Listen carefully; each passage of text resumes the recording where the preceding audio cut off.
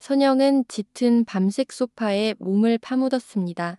희미하게 켜둔 스탠드 불빛이 얇은 무릎 담요 위로 내려앉았고 시간은 밤 10시를 막 넘기고 있었습니다. 거실 창밖으로는 그녀가 사는 화정 아파트의 야경이 펼쳐져 있었지만 선영은 3년 전 갑작스러운 교통사고로 세상을 떠난 남편 도훈의 기억 속에 머물러 있었습니다. 35의 그녀에게 도훈의 부재는 삶을 두동강낸 깊고 차가운 그림자였습니다. 그녀는 겉으로 평온해 보였지만 매일의 일과는 생존을 위한 기계적인 움직임에 불과했습니다. 그날 밤 그녀의 고요한 일상에 작은 돌멩이가 던져졌습니다. 저녁 식사 후 설거지를 하던 중 문 밖에서 늦은 초인종이 울렸습니다. 망설임 끝에 문을 열자 그곳에는 화정 아파트 관리인 박영희 씨가 서 있었습니다. 제가 밤마다 도훈 씨가 이 아파트에서 청소하는 걸 봤어요. 박 관리인의 말은 선영의 심장을 쿵 하고 내려앉게 했습니다. 죽은 남편이 청소를 한다니 터무니없는 말이었습니다. 선영은 피곤함으로 인한 착각일 거라며 차분하게 부인했지만 박 씨는 단호했습니다. 분명히 도훈 씨였어요. 그 사람 특유의 걸음걸이, 늘 입던 낡은 작업복, 청소 카트를 밀면서 백일동 지하 창고 쪽에서요. 박 관리인의 확신에 찬 눈빛 앞에서 선영은 더 이상 아무 말도 할 수 없었습니다. 선영의 삶은 늘 조용하고 잔잔했습니다. 내성적인 성격 탓에 정해진 길을 따라 걸었지만 밝고 외향적이었던 남편 도훈을 만나며 안정감을 얻었습니다. 도훈의 죽음은 단순한 상실이 아닌 그녀 삶의 축이 통째로 뽑혀나간 것과 같았습니다. 경찰 보고서와 사망 증명서는 그의 죽음을 명백히 입증했지만 박 관리인의 말은 선영 마음속 희미한 의혹의 씨앗을 건드렸습니다. 바로 도훈이 사고 직전 출장 가방에 넣어갔던 그러나 유품 목록에 없었던 낡은 작업복이었습니다. 선영은 이성적으로 상황을 분석하려 했지만 그녀의 무의식은 이미 다른 방향으로 움직이고 있었습니다. 그녀는 스마트폰으로 화정 아파트의 도면을 검색하며 백일동 지하 창고의 복잡한 구조를 확인했습니다. 3년 전 도훈이 이사 왔을 때 거의 미로 같아요 라고 했던 말이 불길한 예감처럼 되살아났습니다. 박 관리인의 증언, 사라진 작업복, 그리고 도훈의 과거 발언. 세 개의 점이 억지로 이어지는 듯한 불길함이 그녀를 짓눌렀습니다. 선영은 침실로 가 옷장 깊은 곳에 숨겨두었던 도훈의 휴대폰을 꺼냈습니다. 결혼기념일이 비밀번호인 이 휴대폰은 도훈의 마지막 흔적이었습니다. 그녀는 떨리는 손으로 휴대폰을 켰습니다. 화면에 떠오른 도훈과의 사진을 보며 선영은 마침내 결심했습니다. 나는 착각일 거라고 믿습니다. 하지만 만약 그 사람이 정말 도훈 씨가 맞다면 그녀의 조용하고 절제된 삶은 이제 3년 동안 굳게 닫혀있던 진실의 문, 백일동 지하 창고를 향한 차갑고 낯선 여정의 입구에 서 있었습니다. 그녀의 내일 밤은 죽은 줄 알았던 남편, 혹은 그보다 더 무서운 무언가를 마주하게 될 것입니다. 비가 그친 다음 날, 선영의 아침은 잿빛이었습니다. 젖은 창밖 풍경처럼 마음속도 불안하게 요동쳤습니다. 어젯밤 박 관리인의 이야기와 남편 도훈의 잔상은 그녀를 짓눌렀습니다. 3년 전 갑작스러운 교통사고로 세상을 떠난 남편. 그와의 행복했던 기억과 이제는 섬뜩한 잔상 사이에서 선영은 더 이상 이대로 있을 수 없었습니다.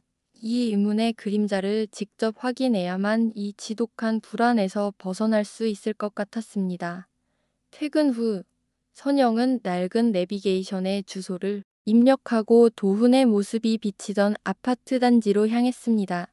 어둠이 내려앉은 고층 건물들은 침묵 속에 잠겨 있었고 그녀는 초조함과 두려움 속에서 숨바꼭질하는 아이처럼 진실을 찾아 아파트 주변을 서성였습니다. 시간이 흘러 자정이 가까워지자 아파트 단지는 깊은 고요 속으로 빠져들었습니다. 벤치에 앉아 밤하늘을 올려다보던 그때 저 멀리 한 아파트 외벽에서 희미한 불빛이 깜빡이는 것을 발견했습니다. 선영의 눈이 가늘게 뜨였습니다.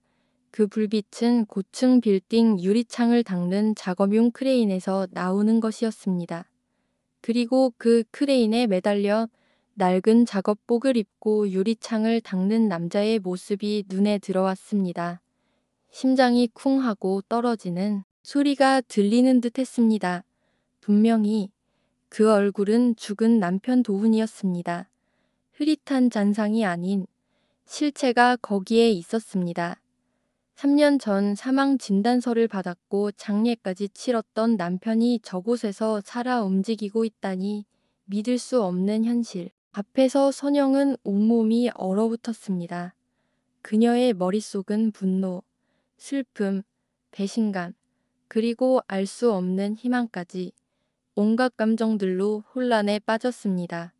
왜? 목구멍까지 차오르는 비명소리를 겨우 삼켰습니다. 한참을 멍하니 서 있던 선영은 천천히 정신을 차렸습니다. 이대로 도훈을 지나칠 수는 없었지만 지금 당장 달려가 진실을 캐묻는 것은 대가 아니라는 것을 본능적으로 느꼈습니다. 저 남자가 정말 도훈이라면 이 모든 상황에는 복잡한 사연이 있을 터였습니다.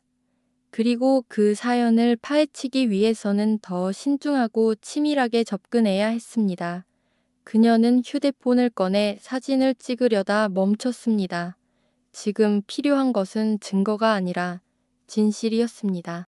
밤은 더욱 깊어졌고 선영은 무거운 발걸음을 옮겨 다시 차로 돌아왔습니다. 차를 몰아 아파트 단지를 빠져나왔지만 그녀의 시선은 계속해서 백미러에 고정되어 있었습니다. 창문 너머의 도훈은 여전히 묵묵히 일을 하고 있었습니다. 선영은 굳은 결심을 했습니다. 도훈이 살아있다면 그 이유를 반드시 알아내고 이 모든 미스터리의 실체를 밝혀내야 했습니다. 그녀의 삶은 이전과 결코 같을 수 없을 것이었습니다. 밤하늘 아래 불빛을 받으며 유리창을 닦는 낯선 그림자. 그 그림자가 드리운 어두운 진실을 향해 선영은 이제 걷잡을 수 없는 긴장감 속에서 한 걸음 더 나아가야 했습니다. 선영은 낡은 소파에 몸을 파묻고 친구이자 형사인 윤재혁을 마주했습니다. 그녀의 눈빛은 비현실적인 이야기를 믿지 않으려는 재혁의 의심에 맞서 더욱 단호해졌습니다. 재혁아, 맹세해. 도훈이가 흔적도 없이 사라졌는데 모두가 그저 출장 갔다고 말해. 3년 전 죽었다고 생각했던 남편을 봤다는 충격적인 경험 챕터 이후 도훈이 다시 사라졌지만 아무도 이를 문제로 인식하지 않는다는 현실은 선영을 미치게 만들었습니다. 그녀는 눈물까지 흘리면 해가 미친 게 아니라며 이 세상이 미쳐버린 거야 라고 호소했습니다. 선영은 자신을 안심시키려는 재혁에게 아파트 지하 주차장 CCTV를 확인해 달라고 간청했습니다. 재혁은 친구의 고통을 덜어주기 위해 마지못해 그녀의 부탁을 들어주었습니다. 며칠 후 재혁이 건넨 쪽지에는 새벽 3시 12분 도훈이 차 운전자는 도훈이라는 문장이 쓰여 있었습니다. 도훈이 자신을 속이고 도망치듯 떠났다는 사실에 선영은 배신감과 공포로 몸이 차갑게 굳었습니다. 그러나 재혁은 트렁크 문이 살짝 열렸다 닫히는 순간이 있어 마치 누군가 급하게 닫은 것처럼 일하는 한 가지 이상한 점을 덧붙였습니다. 또한 도훈의 차는 부산 방향으로 간 후 기록이 끊겼고 카드나 휴대폰 사용 내역 역시 완전히 정지되어 있었습니다. 재혁은 이 모든 것이 누군가 의도적으로 흔적을 지운 것처럼 전문적이라며 단순 실종이 아닐 수 있음을 암시했습니다. 선영은 겉으로는 다정했지만 자신의 삶의 일부를 숨겨왔던 남편에게 깊은 배신감을 느꼈습니다. 그녀는 이 모든 악몽의 진원지인 진실을 파헤치기 위해 재혁에게 도움을 청했지만 재역은 공식적으로는 가출로 처리될 것이라며 비공식적인 조력 외에는 한계가 있음을 토로했습니다. 절망감이 선영을 짓눌렀지만 평범한 일상이라는 단어가 그녀를 자극했습니다.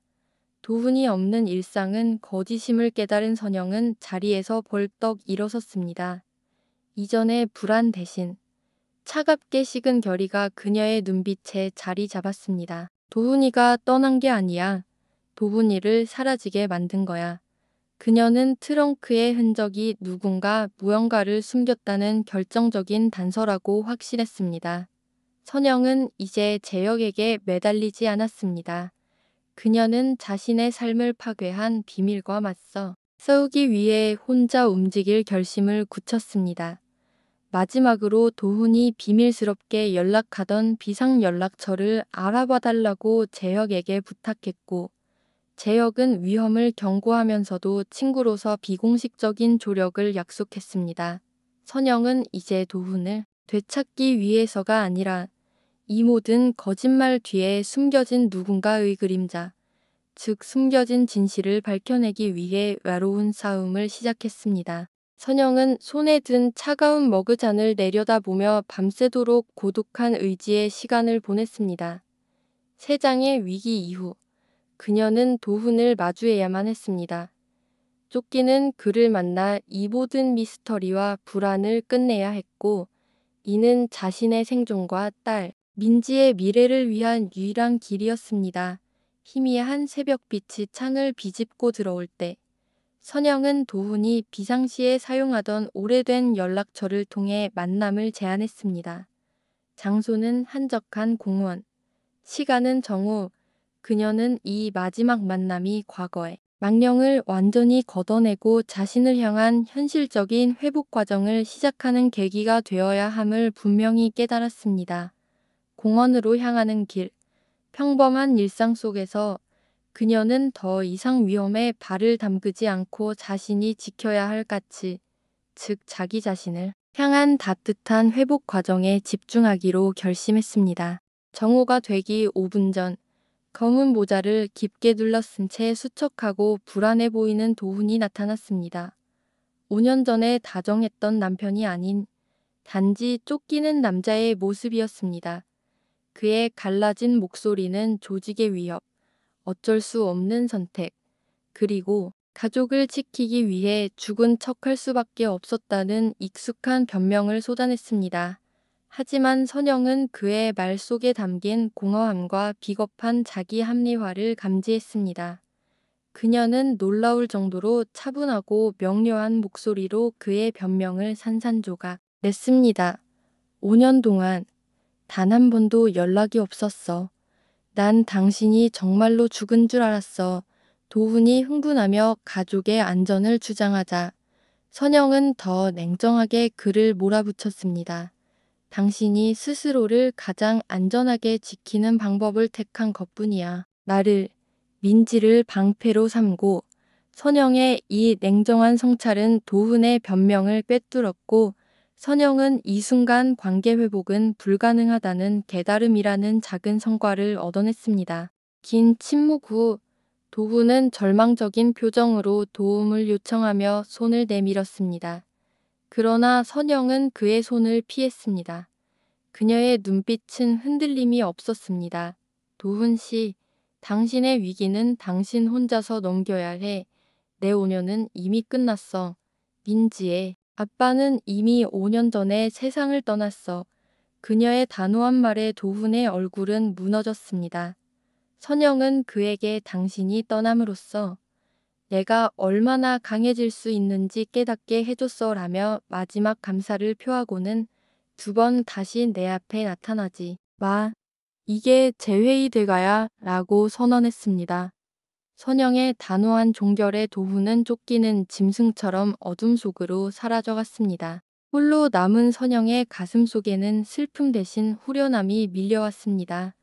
그녀는 과거와의 끈을 끊어냈고 자신의 삶을 스스로 통제할 수 있다는 감동적 전환을 맞이했습니다.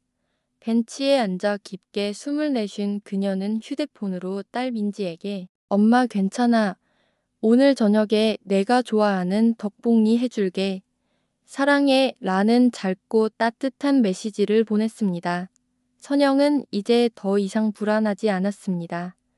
그녀는 자리에서 일어나 딸이 기다리는 집으로 가벼운 발걸음을 옮겼습니다. 과거의 그림자에서 벗어나 따뜻하고 현실적인 회복을 시작할 그녀의 새로운 이야기는 이제 막 시작될 참이었습니다. 새벽, 선영은 남편 도훈의 방에서 홀로 깨어났습니다.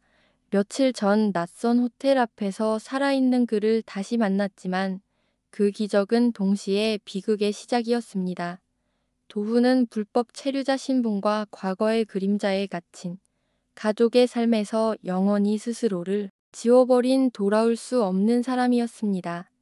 그는 미안하다, 사랑한다, 너는 살아야 한다 는 짧은 쪽지 한 장만을 남기고 다시 떠났습니다. 선영은 그 종이를 쥐고 밤새 울며 기적이 희망이 아닌 더 크고 깊은 절망을 가져왔음을 깨달았습니다. 죽은 줄 알았던 남편이 살아 돌아왔지만 그의 삶은 이제 그녀와 완전히 분리되어 버렸습니다. 아침 해가 창을 비출 때 선영은 침대에서 일어나 깊은 곳에 가라앉아 있던 분노와 원망 대신 이해와 결심을 끄집어냈습니다. 도훈의 헌신은 결국 자신을 파멸로 이끌었고 그는 최선을 다했지만 가족의 삶을 지켜내지 못했습니다. 선영은 더 이상 그의 선택을 비난하지 않기로 했습니다. 그녀는 주방으로 향했고 며칠 동안 닫혀있던 식당 별당의 차가운 공기를 마주했습니다. 찬물로 얼굴을 씻으며 그녀는 죽었던 남편은 살아있었지만 내 인생은 그와 함께 묻히지 않는다는 진실을 선명하게 깨달았습니다. 이제 그녀에게 남은 몫은 자신의 삶, 아이들의 삶, 그리고 식당 별당의 삶을 계속 이어가는 것이었습니다. 선영은 아들 민중과 딸 수아를 불렀습니다. 도훈의 생존 소식과 재이별로 드리워진 가족의 깊은 그림자를 걷어내기 위해서였습니다. 아들 민주는 아빠가 자신들을 버린 것이 아니냐는 어른스러운 질문을 던졌고 선영은 단호하지만 부드러운 목소리로 대답했습니다. 아빠는 너희를 버린 게 아니야. 아빠의 짐이 너무 무거워서 우리에게 돌아오지 못한 것뿐이야. 그녀는 아이들을 품에 안고 아빠의 목까지 엄마가 어휘 옆에서 씩씩하게 살아갈게 라고 약속했습니다. 그녀의 말은 아이들의 마음속에 깊은 안정을 가져다 주었고 아이들은 아빠를 찾아 헤매는 대신 남겨진 엄마와 서로를 바라보기 시작했습니다. 선영은 식당 별당에 불을 켰습니다. 며칠 만에 켜는 불빛이었습니다. 묵은 공기를 환기시키고 테이블을 닦고 익숙한 된장찌개 냄새를 채우는 그녀의 움직임은 느렸지만 결코 멈추지 않았습니다. 식당 곳곳에 남아있는 도훈의 흔적은 이제 그녀를 붙잡는 족쇄가 아니었습니다. 그것은 그녀가 도훈의 부재 속에서 홀로 식당을 운영하고 아이들을 키워내며 강인해진 성장의 발판이었습니다.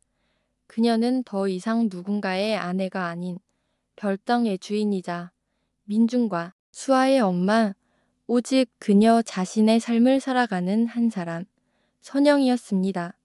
오후, 단골 손님들이 문을 열고 들어서자 선영은 오마한 미소와 이제부터는 더 열심히 해야죠라는 단단한 결의가 담긴 목소리로 그들을 맞이했습니다. 밤이 깊어 식당 문을 닫으며 선영은 칠판에 남은 아이들의 장난스러운 문구 세상에서 제일 맛있는 집을 쓰다듬으며 조용히 속삭였습니다. 고마워요. 도은 씨, 당신 덕분에 나는 내가 얼마나 강한 사람인지 알게 되었어요. 이제 당신의 목까지 잘 살아갈게요. 그녀의 눈가에 맺힌 눈물은 더 이상 슬픔이 아닌 용서와 감사, 그리고 삶에 대한 긍정의 눈물이었습니다. 어둠이 짙게 깔린 식당 밖. 그녀는 아이들의 손을 잡고 집으로 향했습니다. 그녀의 마음속엔 든 도훈이 남긴 사랑과 그녀 스스로가 지켜낸 삶에 대한 거지지 않는 희망이 켜져 있었습니다. 절망의 끝에서 그녀는 남겨진 삶이 아닌 온전히 그녀의 것으로 채워질 선영의 삶을 발견했고 더 강하게, 더 행복하게 내일 다시 식당에 불을 켤 것을 스스로에게 약속했습니다. 우리 다음 영상으로 또 만나요.